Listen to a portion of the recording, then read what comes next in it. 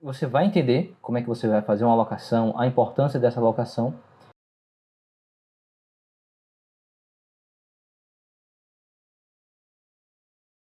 E quais são as partes que você deve levar em consideração quando você está gerando uma carteira que tem durante toda essa montagem, para quando você entrar lá no Home Broker, você já ter, né, uma ideia já formada, tá? Não ser como é que eu posso dizer, um boneco, uma pessoa que é manipulada pelo mercado, no sentido de que você já vai sabendo o que você quer. Um bom exemplo seria a gente fazer esse filtro antes, porque a estrutura da carteira, né, e a organização dela, com a alocação setorial, ela é tão importante porque a maioria dos investidores que tem sucesso quando estão fazendo montando, né, seu portfólio, é porque eles seguem à risca a estrutura base, né, os fundamentos da carteira dele. Então, uma alocação em porcentagem, né, uma diversificação setorial. E depois de diversificação setorial, a gente vai entrar também mais à frente nesse conteúdo, né, de diversificação dentro do setor, né? São ações que são mais valiosas, ações que têm um maior potencial, ações de alto risco, né? A gente já sabe que no mercado, quanto maior o risco, maior o retorno, né? E vice-versa. Então, essa jornada, né, eu elaborei esse conteúdo para tentar lhe ajudar a organizar a nossa carteira. Tá? Essa carteira vai ser uma carteira modelo, eu vou deixar aqui no canal. A gente vai ficar mudando ela, né, com o passar do tempo. Espero fazer aportes mensalmente, mas qualquer mudança que for acontecer, eu comunico a vocês, não vou deixar, né, ele estar passando, mas é importante que você acompanhe para a gente conseguir ter esse desenvolvimento, tá certo? Resolvendo a pergunta como montar uma carteira de fundos imobiliários que atenda o requisito de gerar renda passiva ao longo dos anos, iremos utilizar a regra de ouro da estrutura de organização e planejamento, como mencionado anteriormente. Primeiro, iremos separar nossa carteira de renda em setores, como logística, papel, shopping, renda variável, FOF e escritórios. Então guarde bem, a nossa carteira ela tem essa premissa de ajudar, né, nos ajudar a acelerar esse processo de independência financeira e trazer renda. Então, aquela carteira que pinga dividendos. Então, essa carteira, o foco dela é que a gente receba dividendos e esses dividendos, eles vão acelerar o nosso processo de construção de patrimônio, né, porque você sempre vai estar com dinheiro disponível em caixa. Então, à medida que esse dinheiro vai caindo, eu vou selecionando quais são os ativos que eu quero colocar, tá? E quais são os ativos que eu quero retirar da minha carteira, seguindo sempre os fundamentos, tá certo? Vocês vão perceber que com o passar do conteúdo, ela tem a quantidade, que é muito importante, que você tem que ter na sua carteira, e depois a gente vai falar o porquê você tem que ter esse tipo de setor, tá certo? Então não é uma coisa simplesmente vou chegar lá, vou abrir meu home broker e vou comprar fundos imobiliários. Não é assim. A gente vai fazer um estudo e eu vou explicar aqui a vocês por que essa estrutura. Primeiro, iremos separar, né, como eu acabei de falar, logística, papel, shopping, renda variável, FOF e escritórios. Em fundos imobiliários de papel, será alocado de forma estratégica para diminuirmos o risco de nossa estrutura de alocação, porque, de acordo com a percepção de volatilidade desse setor, entende-se que ele possui baixa variabilidade ao longo do tempo. Então, reservaremos 30% para nossa carteira, que será alocado seguindo a premissa de diversificação interna deste setor. Então, você já sabe que o motivo da gente ter fundos de papel, né, no caso, fundos imobiliários de papel, é porque a nossa carteira ela está dentro está colocando a maior porcentagem em fundos de papel, porque na percepção que a gente tem, né, o histórico do mercado, os fundos de papéis, eles têm menos volatilidade, tá certo? Então eles são impactados menos com essa volatilidade. Então você construindo essa base mais segura, né, que você consegue dormir à noite, que você não precisa se preocupar, você fica tranquilo, né, na medida do possível sempre. Então você vai conseguindo pensar melhor, né? Até escolher no próximo mês o que você vai querer, tá certo? Esse que eu tô sugerindo a você, tá? É uma estrutura. Essa estrutura foi elaborada com esse intuito. Você pode fazer suas alterações. A estrutura que eu estou mostrando aqui para você, ela não necessariamente ela tem que ser uma regra mas sim é um norte, uma coisa que vai lhe auxiliar na hora de você montar a sua própria, tá bom? Dividindo em 30% de fundo de papel, nós vamos agora para fundos de escritórios, que reservaremos 20% da nossa carteira, porque mesmo com o impacto que sofreu na pandemia entre 2019, 2020 e 2021, a realocação dos escritórios continuou e tende a crescer. Por quê? As empresas contrataram muito para home office e as grandes empresas, especialmente aquelas que têm boa localização e atravessaram o período da pandemia de forma defensiva, né? Elas voltaram às atividades em escritório e saíram na frente e continuaram assim. Inclusive, alguns estão demandando maior área de ocupação. Por isso, focaremos em uma boa localização de construções, boas ofertas, através de análise, né? A gente tem que analisar os fundamentos. Então, nessa sugestão de carteira, vou deixar destinado 20% da alocação para fundos de escritório, certo? Porque eu percebo um potencial, eu vejo que ele pode sim, né, ter uma valorização ao longo do tempo, né, pagar bons dividendos. Então, nesse sentido, eu vou fazer, né, 20% da reserva da minha carteira, eu vou deixar separado para fundos de escritório, tá? Até agora, a gente já separou 50% da carteira. Então, é importante esse norte que a gente está tendo, porque quando você vai no mercado, tá certo? Vamos supor, você vai no mercado e você vai fazer uma compra, uma lista de compra, e você não leva a sua lista, você acaba comprando qualquer coisa.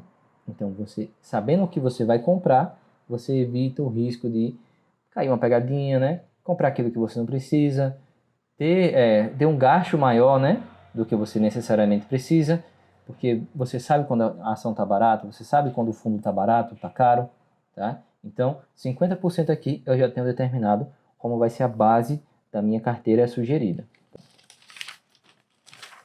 Depois nós passaremos a 15% em fundo de fundos, com uma alocação mais flexível para o futuro, no sentido de fazer uma perspectiva de um ciclo de corte de juros e uma valorização de cortes das cotas de fundos imobiliários, iremos gradativamente aumentar a porcentagem de exposição neste segmento. E o inverso também, ele é verdade, né? No inverso dessa perspectiva, nós vamos fazer uma redução da exposição à carteira e em ciclos de baixa expectativa, em que o mercado aparenta começar a subir os juros, ações da cota de fundos em alta, ações de cotas de fundos, se elas estiverem em alta, também a gente vai fazer essa redução, vai ser feita a análise, né? E podemos redistribuir o valor em nossa carteira sem perder os fundamentos e alocação estrutural. Será bem específico para o momento. Nesse sentido, fundos de fundos, ele vem com como é que eu posso dizer, com esse norte, com essa premissa da gente conseguir captar as movimentações de mercado da melhor forma possível. Então, vou pegar quando o mercado estiver subindo juros, né, quando a cotação fundos imobiliários, dos fundos, né, em si, eles estiverem um pouco mais alto, eu vou pegar e vou fazer o seguinte, eu vou aumentar a minha exposição. Eu sei que quando eu tenho uma carteira,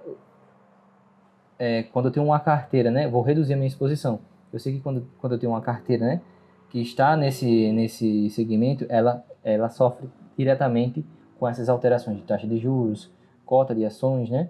Então, eu tenho que estar ciente disso, tá? Então, na minha sugestão, será 15% reservado a fundos de fundos. São chamados FOFs, né? Seguindo a nossa alocação estrutural, reservaremos 20% em logística, em setores que... Por quê, né? 20% em logística, tá? A logística, ela é um setor que, mesmo com a pandemia, se saiu muito bem, tá? Na esteira de um crescimento do e-commerce, então a gente percebeu isso, né? que a pandemia acelerou esse crescimento e a logística ela se saiu muito bem, tá? Por sinal. E ela já vinha em crescimento, né? E simplesmente esse crescimento foi impulsionado. Com a pandemia, mas já estava em crescimento, né? Como eu acabei de falar antes da crise, a vacância logística caiu e o setor cresceu ainda mais e adotou novas tecnologias em sua estrutura. Sendo assim, um setor visto com bons olhos que tende a crescer, né, e ser explorado ainda mais. Então, na nossa alocação, a gente está percebendo, né, a gente está vendo que a logística ele tem grandes chances de crescimento, tá? Ela faz parte desse grupo que ela, além de adquirir novas tecnologias a incorporar no seu setor, o Brasil tem essa necessidade, né? O mercado vê isso com bons olhos, isso também é uma boa para a gente. Então, na minha sugestão, vou deixar separado, né, 20% da carteira para fundos logísticos, tá certo? Então, a gente já fez 30%, né, para fundos de papel, a gente já viu aqui, vai ser reservado 20% para fundos de escritório, a gente reservou 15% para fundos de fundos, que são os FOFs, né? E agora a gente deixou reservado 20% para setor logístico. Então, nessa carteira, a gente já tem programado essa base, né, com uma sugestão de investimento para logística.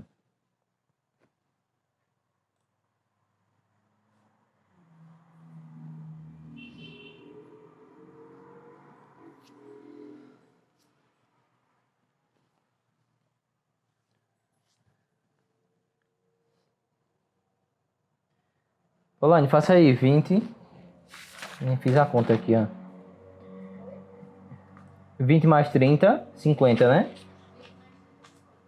Mais 15, mais 20,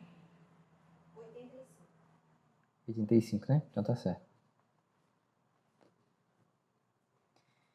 Teremos, né, uma porcentagem de 7,5% em shopping centers, porque o shopping center, né, por ser um imã que atrai o varejo para a estrutura dele, né, em si, ele é feito, né, para atrair o varejo para ele.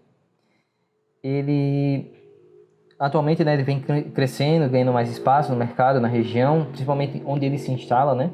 Ele cresce, né, proporcionalmente, tá? A gente tem que achar os bons ativos também, a gente tem que ter esse trabalho, né? Mas pelo o shopping em si, eu acredito que ele se torna um bom investimento, até porque eu vou explicar aqui, né, que ele é visto com bons olhos para o mercado internacional. Países estão copiando, né, o formato que o Brasil tem os shopping centers aqui, que ele é um formato mais abrangente, né, que tem, além da venda de produtos, de roupas, calçados, ele vende uma resolução de problemas a mais, né, que é pagar uma conta, tirar uma documentação, fazer, né, um passeio, um restaurante, né? Então isso tudo tem dentro do shopping center, por isso que ele é não só o modelo, né, atual dele, ele também, além de trazer esse varejista, ele também traz o pessoal mais família, né, que quer assistir um cinema, né, e tudo mais. Então, a gente vai reservar 7,5% da porcentagem da carteira para shopping centers, tá? Vou dizer aqui, né, o que eu escrevi, né, sobre o shopping center. No Brasil, a indústria de shopping centers é bem vista por outros países por conta de sua adaptabilidade, seu estilo de negócio, que é baseado em uma moeda e um modelo não só de compra e venda de bens, mas também lazer, documentação, alimentação e saúde. E por fim, teremos 7,5% em imóveis de renda urbana, sendo aquele segmento que se tem imóveis de menor tamanho físico em comparação a prédios, shopping centers ou outros condomínios logísticos. Fazendo uma área menor, né, eles possuindo uma área menor, onde eles são muito bem localizados e em grandes centros urbanos. Em pequenas cidades, esses nossos imóveis urbanos, eles estão em pequenas cidades também, né? Mas mesmo assim, eles são bem vistos e bem avaliados na região por serem considerados de alto padrão para aquela região. Qual o sentido, né? Este tipo de negócio, eu trago ele para a carteira, né?